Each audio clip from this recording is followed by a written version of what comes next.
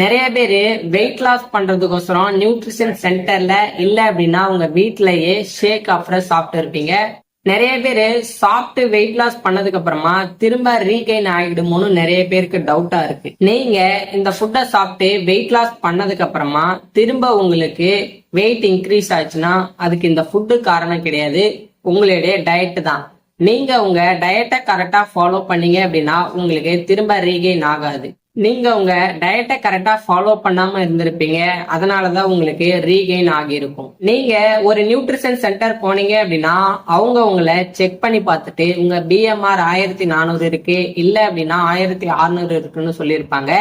இதை பேஸ் பண்ணி தான் உங்களுக்கு வெயிட் இன்க்ரீஸ் ஆகுறதும் வெயிட் லாஸ் ஆகுறதும். சப்போஸ் நீங்க இந்த பிஎம்ஆரை விட ஃபுட் கேலரி அதிகமா எடுத்தீங்க அப்படின்னா உங்களுக்கு வெயிட் ரீகெயின் ஆக நிறையவே சான்சஸ் இருக்கு. இந்த நம்பருக்கு கால் பண்ணுங்க, உங்க பிஎம்ஆரை கால்குலேட் பண்ணி நீங்க வெயிட் லாஸ் பண்றதுக்கு நான் உங்களுக்கு ஹெல்ப் பண்றேன்.